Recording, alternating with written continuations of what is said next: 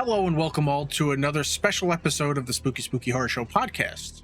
I am your host, Sean. I'm here with Anthony, and today we will be reviewing and discussing the 2017 Friday the 13th fan film, Never Hike Alone. But before we get into that, Anthony, how is your Independence Day weekend going?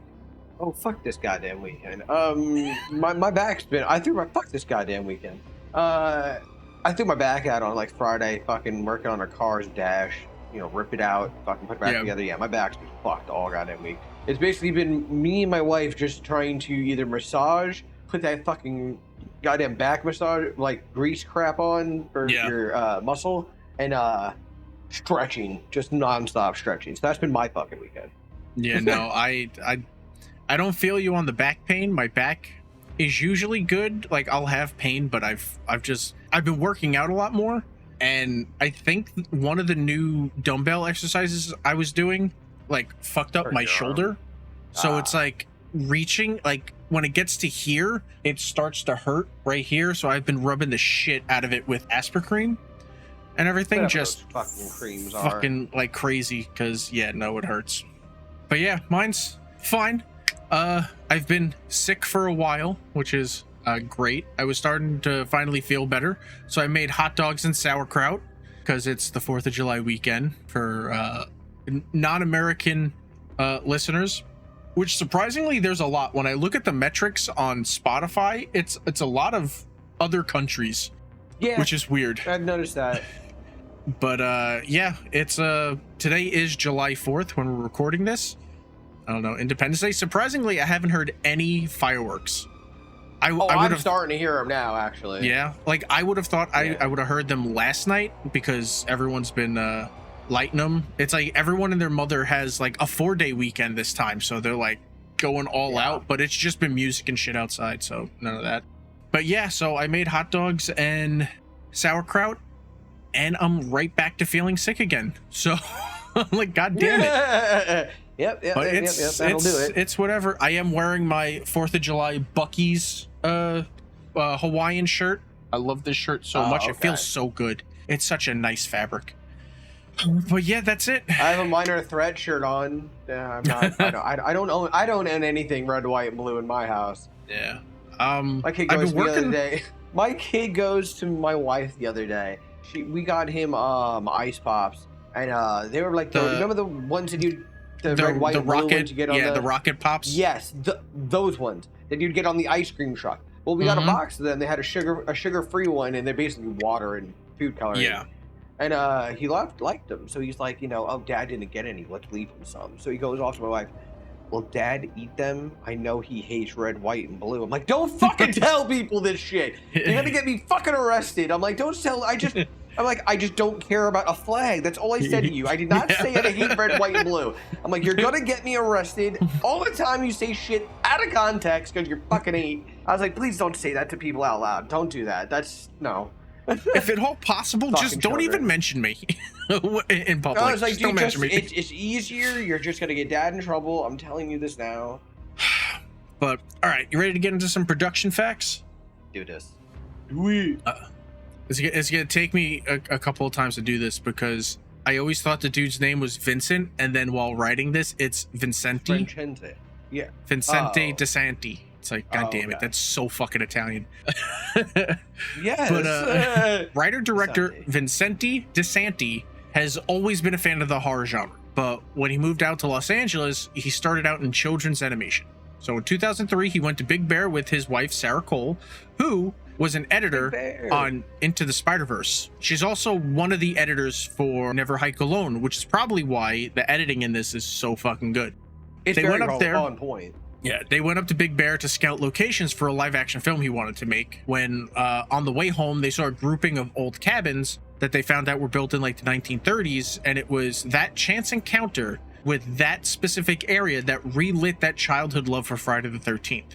He met the Never Hike Alone star, Andrew Leahy, I believe that's how you say his name, while at work at the animation studio, and they bonded over their mutual love for horror films. They later shot some test footage in DeSanti's backyard, and then nothing came of it. Cut to a couple of years later, DeSanti has worked at this point on other sets and built up a strong crew for for his own stuff and decided to give this film another shot. So they headed back up to the cabins where all of this was the inspiration for, only to discover that those cabins he found in the 1930s were not abandoned. Someone lived on them. And when the owner came out asking him like what they were doing, they told him, we're filming a horror film. And he was like, oh, up at that abandoned campground? And that's where they found this fucking awesome campground. So it was after they found this campground, they decided to just rewrite the thing. Originally, everything was supposed to be exterior stuff. There was nothing supposed to happen inside. And then they saw this campground. They were like, fuck it, let's do it. And honestly, I was telling you earlier, my dream is to own a campground. Because summer camps during the summer, and then like weekend like horror mystery fucking things on the off season. I think that would work, to be 100% honest. I would love to do that. It would be amazing. But as we said, we are not born into the proper financial bracket, so that shit's never gonna happen. They started a Kickstarter campaign. From what I could find, the goal was $13,000, but they ended up raising $18,934. That's still such a low budget for what was such a great film. Because here's the big thing with these, because minutes, but that's good. Yeah, because it's a fan film, they don't own the IP to anything, so they can't like sell copies of this places. So I have. For some reason, I have Terrifier 2 on Blu-ray, but I don't have Terrifier 1. But then I also have Never Hike Alone unopened on Blu-ray, and Never Hike in the Snow, the sequel to it, on Blu-ray, never opened.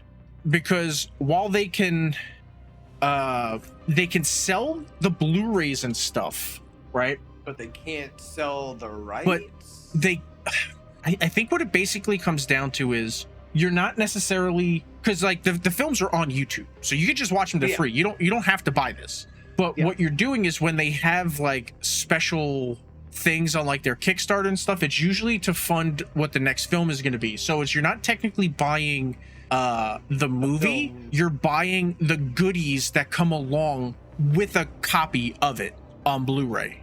You get what I'm saying?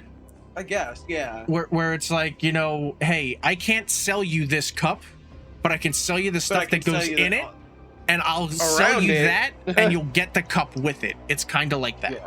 Yeah.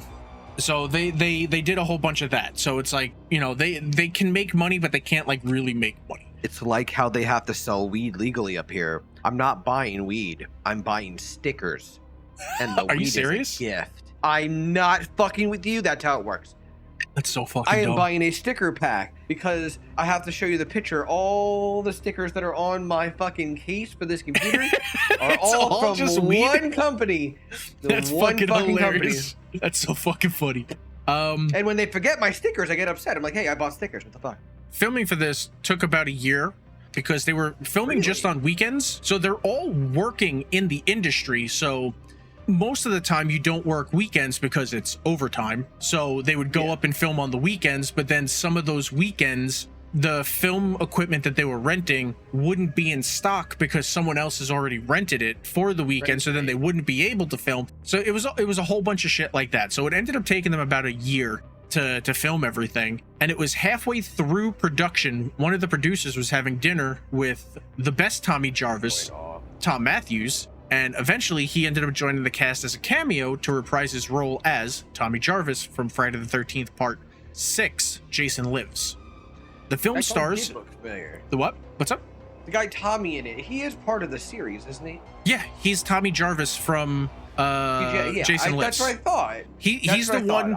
He's the Tommy Jarvis that stabs Jason with the thing in the cemetery and then lightning shocks Jason and brings him back to life. That's that Tommy Jarvis, who is also, I don't know who the fuck the other guy was from like the Halfway House one. I think that was New Beginnings. I'm not completely sure. And then the youngest one, Tommy Jarvis, was Corey Feldman. I think that was like part 3. I think. I don't remember. But yeah, the film stars Andrew Leahy. Leahy? Because it's like Lay and then T. I'm going to say Leahy. Late, yeah. It stars Andrew Leahy as Kyle MacLeod, and writer-director Vincente DeSanti as Jason Voorhees, with special appearances by Katie Schwartz, Robert Dubois, and Tom Matthews. So with all that out of the way, This is probably the first film we've had where there's a shit lot of production, like a shit ton of production information, because everything is well, there's enough information out there because everything is on YouTube, because it did so well. Yeah. It went to like tons of festivals, won tons of awards, covered by everyone. It was pretty good. There's tons and tons of information. So this is like the first time we've ever really had something like this. So with all that out of the way, what do you think of the Friday the 13th fan film, Never Hike Alone? It honestly could have been its own little actual, not even a fan film. It could have been like its own film. It was done perfectly. I liked it. Would have, like I said it like a couple times. Like, he's supposed to be like a blogger with a camera. And he's trying to do a show. Talk to the fucking camera. Like, there's a lot of just hiking. That's fine. I get it. It's Crystal Lake. You do a lot of hiking there. But talk to it so we have something to go on. Yeah. I liked it. When I remember the first like 2 to 3 Friday the 13th, it wasn't a non-stop action pack. It was like this: suspense build up. I like that. Yeah. And they did an homage to it. See, I think what the big problem is, like with him talking, one, these are the people working on this aren't YouTubers, you know. So it's like they don't understand. Like they do other things, so they're just these weren't are really that role. These are people that are solely focused on working and being in the industry. So like they don't understand that, like, if you're filming a video like this, like, he should have had multiple cameras. That's like number one. He had one camera. 2 different frames. He had 2 different frames. He had him and then behind him. What do you mean?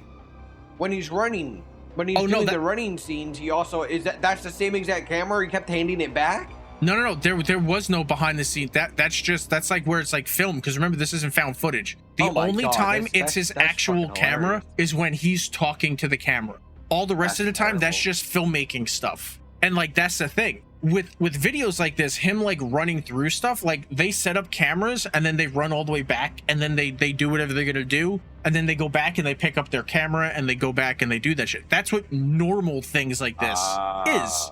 But he's not doing any of that, and I don't think he's doing any of that because the guy that wrote it has no experience doing any of that. He wasn't a YouTuber first. He like went to school, went out, immediately got a job in Hollywood. So like he didn't know that. But yeah, like I love this film. I've seen it multiple times. You can see, like, I have the DVDs of it, like the collector's things and shit for it. And this is a YouTube video. You can see this. Everyone can go to YouTube and see it for free, right? The entire thing, all the behind the scenes stuff, everything is on the Womp Stomp. I think it's Womp Stomp Films, Womp Stomp Studios, Womp Stomp Films YouTube channel. And I think they have a bunch more coming out. Like, obviously there's Never Hike Alone in the Snow. They got Never Hike Alone 2 coming out. Never Hike Alone Ghost Fog or Ghost, I don't know, something like that. They have a bunch of them. They're a bunch of them are in like pre-production and stuff. But I like this. I think I've said before that Friday the 13th is my favorite. It's your franchise, yeah, that's my favorite horror franchise. It's stuff that I can watch all the time. I would put Evil Dead on that list too, but for the longest time, I didn't really consider it like horror. You know? I considered it comedy too. Because that's what it's you did like too? I considered it comedy. The first one is horror. The second one is a horror comedy. Still found it funny. There's like way too much slapstick in it, and then. Army of Darkness, Bruce Campbell. That's just an action comedy with some horror elements in it. Like, that's not horror. But then you had that's smart. Then you had the remake of it. The remakes are horror with Freddy Alvarez, and that was a horror, and that was fucking amazing. But people apparently didn't like it because they're stupid. What? Yeah, I know. Oh, no. Then you have the TV series, Rise, which is great. Oh no, the Ash vs. the Evil Dead is fucking amazing. I've seen it. And so then many times. Evil Dead Rise. Okay, so we're gonna go off on a little side Dead tangent. Rise was fucking amazing. Did you like it? Amazing. Right? Tell me, like, everything. I love that movie. That is a great movie. If they want to continue from that point on, I'm completely fine with it, because Bruce Campbell already said, like, he's done. He's not doing it anymore. He will never play Ash again. He is done. Was there a specific reason? he's been playing it for like 40 years. He has been playing it for like 40 Yeah, like I think they were making the first one they made the first one in I think 1979, and then I think it released in 80 or 81. I don't remember. So yeah, he's been playing Ash Williams forever. since the 70s. So he's done. So like if they want to continue on this and make it just darker and shit, I am 100% darker down Jesus, with that. fucking Evil Dead. Oh my god, it was so fucking, like, everything about it fucking freaked me out. Fucking the hair on my arms was sticking up, and I've already seen that movie like 5 times. Like that is a really good movie. It's gross. The amount of blood that they used and everything was dope. So too. yeah, but no, I like this. When it comes to Friday the 13th, like I said, it's my favorite genre. I even like the remake. I like what they did in the remake. I feel like what they did in the remake took a lot of the good parts from the previous films and kind of threw out a lot of like the stupid ones that didn't make sense, while, you know, having their own stupid qualities. But I thought it was good. I like the fact, because I've said it multiple times, that if they ever remade Friday the 13th, they cannot do it from the first one on. It always has to be from the second one on. You cannot have that reveal that, oh, it was Pamela Voorhees killing people the whole time. Like, it doesn't make sense. Yeah, it throws you off a lot. I think DeSantis should get a chance at making a Friday the 13th film. Like an in-canon, feature-length film by the studio. Because he fully understands, like, this, like, franchise. I don't know if you agree with that. Yeah, I'm not big on Friday the 13th. I've always liked Freddy, so... Did you like the remake? Of what, Freddy? Yeah. No, I didn't like that at all. Okay. No. Oh, no. Were you waiting for me to say yes to that? No. I mean, there was so much wrong with that movie. It just didn't. The fact that it gave backstory lore of him was great, because we should have had that in the other ones. But then they did all that CG sucked. Bullshit. Yeah, it's sucked. like, yeah, I'm good. Yeah, it made no sense. They just fucked up a good classic little, like, I still consider them horror comedies, but yeah, well, the first one, not so much a comedy, but definitely by the time they got to like all the other ones afterwards. Two or Dream three. Warriors. I think once they got to whatever Dream Warriors were, I don't know if that was 3 or 4 or 12. I don't fucking know. Was it Patricia Arquette's in that? It's the one with but Patricia Arquette and yeah, when they're in the psych ward. I think Forrest Whitaker's in it, isn't he? No. It's I don't remember what that guy is. He was one of the patients. But yeah, that's when it like kind of went into the camp. They tried to correct it with A New Nightmare, which was really good. But yeah. 1, 2, 3, You ready to get into some the plot? Yeah, go ahead. Let's get into this. Adventure YouTuber Kyle McLeod is exploring the woods and doing some camping for his newest video. Everything seems to be going well and as planned, except for maybe his ability to do an ad read or sponsored segment. This is his first night. Everything seems good.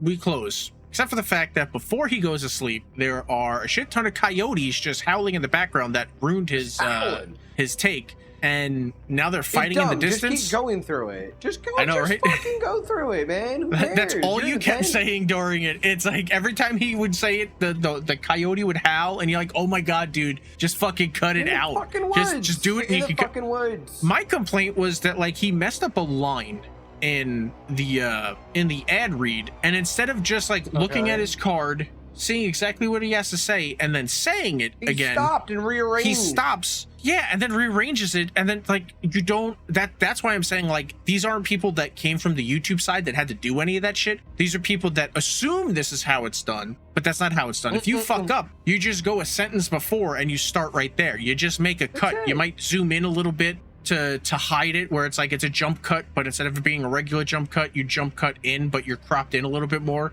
to make it seem like camera movement and stuff. It's a whole thing, but it's because they don't make YouTube videos. Like they don't know this shit, so it's like it's whatever. My biggest complaint about this whole thing is there are coyotes fighting enough for the point that like while they're doing it, he turns off his light and he listens. What does the light have to do with anything? Maybe they would. I don't think they'd be tent. drawn by. Yeah, they wouldn't be drawn in by the light. They would be drawn in by like smell and the sound, right? So like my thing was that he's listening to the coyotes like howling and snarling, possibly fighting, but then you definitely hear them fight and gnawing at something, and then it just stops. Yeah. And he's like, "All right, time to go to sleep." Like I wouldn't go to sleep. I'd be worried that they're gonna come. Where you're gonna say, "Nah, I'm not gonna really pay attention to it now." Yeah. No, now you're like, "That's fine." You cared all up to that point, where now I'm gonna go to sleep now, even though whatever they killed is dead now, so I should be good. No. Yeah, it's like I don't know, man. That boy doesn't know where he's going. The next day, Kyle. I know, right? Well, he's making a fucking wilderness YouTube channel, so it's like this is the type of shit that should be on it. The next day, Kyle lets us, his YouTube audience, know that he found an old trail marker not marked in the guidebooks on the other side of the creek where he was brushing his teeth. So he packs up his tent, the rest of his gear, and he heads out on that trail. While hiking through the woods, he comes across a no trespassing sign, and this is where we get our first glimpse of Ghost Jason. The director specifically calls him Ghost Jason. So he's not like a New Beginning Jason, he's not part 3, he is his own specific Jason. He is Ghost Jason. Kyle, whose name I totally spelled wrong here, notes to his audience that the land beyond this barbed wire gate was donated to a wild preserve years ago. The entire time he's filming this A-roll shot, Ghost Jason is moving closer and closer to him until he's standing right next to him. But when Kyle turns around, knife in hand, he finds himself all alone. No. Kyle hops the fence and continues forward. His destination is the what did he say? The southern tip of the lake, right? Yeah, the western or southern, one or the other. The other side of where he's at. Yeah, he's heading towards the tip. We got that. But if just the tip, he said. If he doesn't take the shortcut through the no trespassing area, it's gonna take him like a whole other day, because then he just has to go around the perimeter. If you want, so he does what anyone does, and he takes the shortcut. You can run. There's plenty of trees to bob and weave and shit. But he hikes. But does he? The entire time he's hiking, he can feel this presence because he keeps looking back, and like you can kind of tell like he feels like he's being followed, but he doesn't see anything, so he just keeps going until he gets to this giant rock. He climbs up, he looks out over it, and it is a drop-dead gorgeous view of a lake. With nightfall a couple of hours away, he decides that he needs to start looking for a place to bunker down or hunker down, right? You said 14. I think you said 14 hours till it's gonna be dark or some shit. Well, that was, I think, the previous day. He got there early. I think he said it's just a couple of hours because he's already been hiking for a while. Yeah, so he needs to find some place to hunker down for the night, and while chopping up branches for firewood, he trips over an old sign for Crystal Lake. After a little bit more walking, he comes across the remains of the recreational summer camp, Crystal Lake. The camp, as we all know, is the home of the Friday the 13th movies throughout the years, and as Kyle explores the campsite, finds personal items left behind, he also finds evidence markers still up from Jason's last killing. Now, I didn't go through all of them. I think on the channel Dead Meat, where he does kill counts, I think he covered this. And I think he specifically marked like everywhere that the evidence markers were, he put like what film that kill was from. Because the thing that I was thinking about was, okay, death mapping. These are up. Clearly you can't have an evidence marker on a bed that has blood directly in the center of it and be like, oh, well, that's from when Kevin Bacon was stabbed from underneath the bed by an arrow through the throat. Like, you can't have that, because then that would mean this film would have to take place directly after that. Like after it, yeah. Because... But there's a 30 years after. Yeah, because if you don't do that, then what that would essentially say is that Friday the 13th 2 through whatever never happened, because the camps that took over would have cleaned up all the shit. Yeah. So that's why I was trying to figure out like where this. Hold on, I gotta move my hair.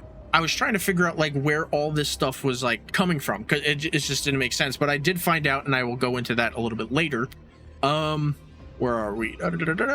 Kyle finds the main hall, and he checks the chimney for the fireplace to see if he can light it. And while cleaning it out, a critter's head falls down and scares the shit out of him. And the very first Yeah. time I saw it, Scare me too. it scared the shit out of me. Fuck yeah. I don't know if it's a possum or an opossum or if it was something else. I don't really know, but he picks it up with his tactical shovel and tosses that shit The out tactical the shovel he window. said was useless. Yeah.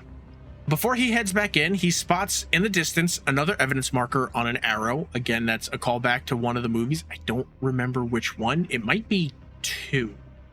Could be any of them. It might. I don't know. This is so hard to fucking try to place all of them. Back in the main hall, he sets up his fire for the night and shoots more A-roll, this time telling us about Pamela Voorhees and the murders that she committed, along with the story of her son seeing it and then coming back to the camp years later to kill the people for revenge. Since there's still some daylight left, Kyle wants to bring us around more of the campsite. This is when we start walking through. I think he might have already seen the bathrooms where the murders took place there. But eventually he makes his way. Yeah, but eventually he ends up making his way to the kitchen area where he comments this is probably where Pamela cooked meals for all the kids. And then he makes his way upstairs to a loft area where he spots a door to nowhere, which I'm pretty sure, I don't think it was this location, but I'm pretty sure it's in I think it's Friday the 13th part 5. I think that's the one where Jason isn't the killer. I think that's when Tommy Jarvis is kind of like a 18 to like 25-year-old and he's living in a halfway house now. Oh, genius. That's where it's like some other dude was Jason and he was Jason because one of the kids in the halfway house killed his kid that was at the halfway house and he wanted revenge, so he used that's like Halloween. Halloween, I think, 2 or whatever? Season of the Witch or whatever? It had nothing to do with the... Yeah, it was like, what the fuck's this got to do with that other movie? Yeah, I'm pretty sure it was in that one. He was pushed out of a door, that like door to nowhere, and fell onto like farming equipment spike stuff. I think that's the movie. I could be getting stuff jumbled up. It's been like a month since I've seen things. But yeah, so he finds the door to nowhere and then comments that this door, which you were confused by the door too until I told you like it was used to hoist up heavy items to a second floor. Yeah, I just figured it was a second floor. They never put a staircase there. Yeah. So after that, he finds an area that's kind of like blocked off and has like a mesh door and realizes someone's been staying there. And he finds a birthday prayer card, which is super weird. And then it's at this point he finally smells like a corpse. I haven't been around a lot of corpses, but I would assume if it's still actively, eventually wouldn't really smell that long. But like if it's still decomposing. Yeah, it's still, but it's like 30 years later. No. This is a fresh one because if you watch the next film, Never Hike in the Snow, this body is probably like a couple of months old. Because Never Hike in the Snow is a prequel to Never Hike Alone, but it came out second, and it's just like tells like the winter season before Kyle went there, so someone else died, and that's the person from that one. Spoilers if anyone didn't. Spoilers. Yeah, I was just gonna say. But yeah, so he pulls back covers and he finds a decomposing corpse, which terrifies him, making him jump back, only to be grabbed through the curtains and manhandled by someone far larger than him, and then thrown out the door from nowhere to the ground below. Apparently, Jason still lives here, and now Kyle is in his crosshairs. What's up?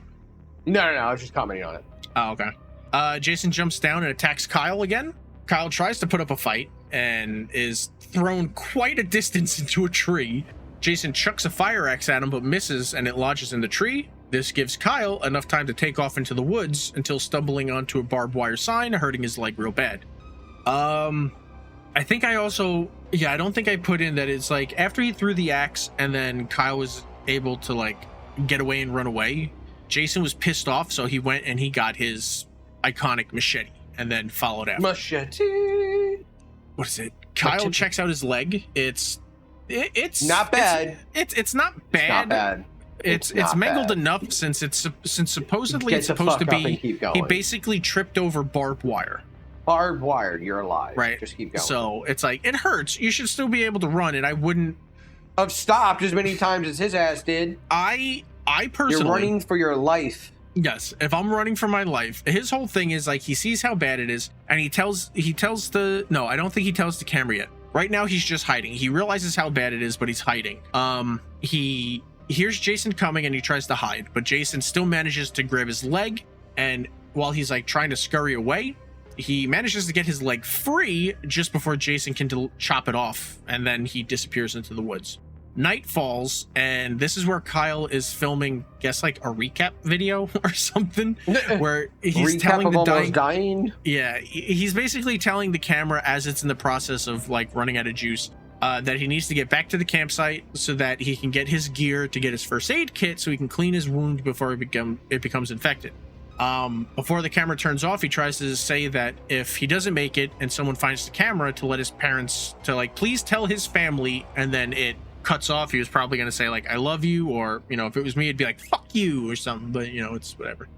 He gets back to the camp, he grabs his med kit, he can hear Jason stomping around outside, and he hides until he leaves. Once Jason's gone, he cleans his wounds, sews it shut, grabs his stuff, and he's trying to sneak out until Stompy McStomperson is heading his way. Stompy Mc... He sounds like he's a fucking robot stomping around. Yeah, it just doesn't make sense. It's loud.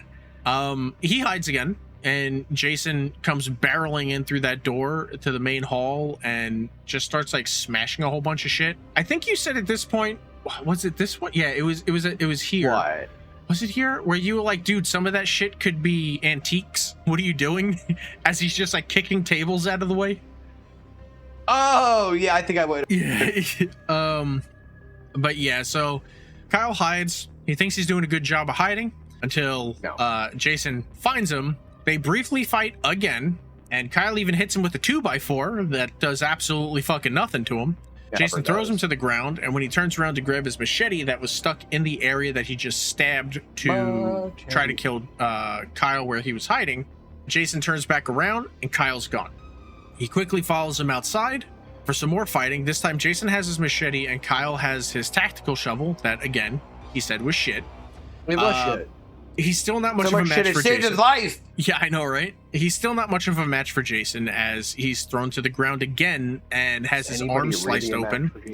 Jason is about to deliver the killing blow when Kyle grabs a rock and cracks him in the face with it, knocking his mask off, revealing his deformed face. This was a yucky face. I don't like this. It was a corpse face. Yeah. Freaked out, Kyle makes a run for it when he finds the axe that Jason threw before. He decides to take it with him while he goes back to the camp yet again to get his stuff.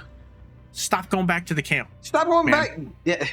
Like, why the fuck do you need these things? Don't you want to live? When he gets back to the camp and grabs his bag, the first thing he does is take out a bandage and start wrapping his arm. The fuck are you doing, dude? Who fucking cares? It's so annoying. Jason approaches from behind him, and just as Jason is about to attack, Kyle jumps up and they basically attack each other. Kyle gets stabbed in the stomach, in the stomach with the machete. Yeah, and then like the side, yeah. Yeah, and Jason gets that fire axe hatchet thing in his neck. They both tumble, they're both hurt. Kyle manages to get back to his feet and is trying to leave when he sees Jason starting to remove the axe from his neck. This is when he finally goes, I'm out of here. It took this for him to go, I'm out of here. That's fucking beyond me, man. TV logic, man. He manages to escape and just keeps running until morning. He's cleaning his face in the river when he notices a crime scene marker behind him. Suddenly, Jason jumps out of the water and kills him by crushing his skull, just like all the old other like, fucking end of Jason movie like kills and everything. And yeah, he jumps out and crushes his skull with his bare hands. Squishes his face. Turns out this is all just a hallucination because Kyle is safe and in front of two paramedics, Axel and Denny. What? No. Denny is kind of like the normal generic caring EMT that's in like all these movies, and then Axel is basically the senior guy. That's so cool. Yeah, but if like you watch all these horror movies, like you'll notice that like usually there's like a paramedic or the coroner that's like sitting there and he's like, hey man, whatever, and he's like aloof and like reading porn and shit like that. And that's then he dies. Yeah, that's basically the character that Axel is playing.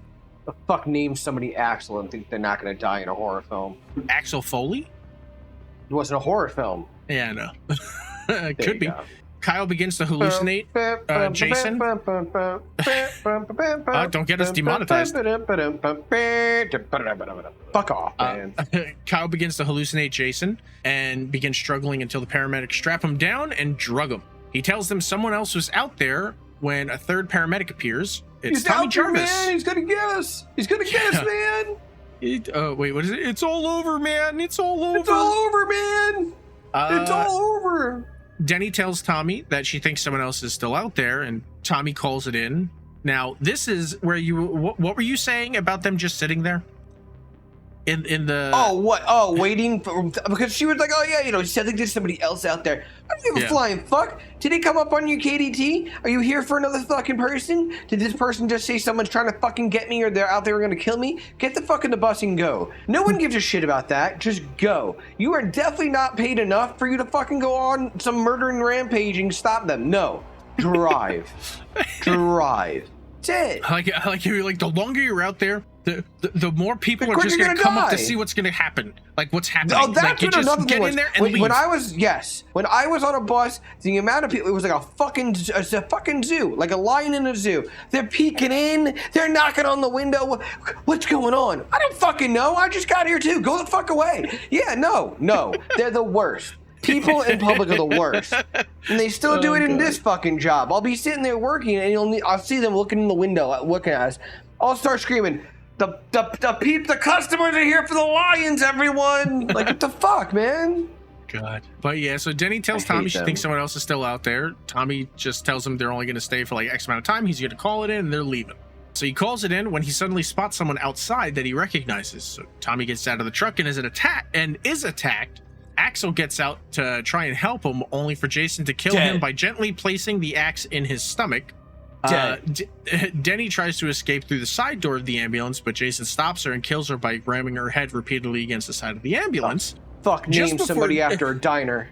Yeah. Oh, Denny. Yeah. Denny. Just before Jason is about to kill Kyle, Tommy jumps back in the driver's seat, says some quippy one-liner, and then drives away, taunting Jason as they escape.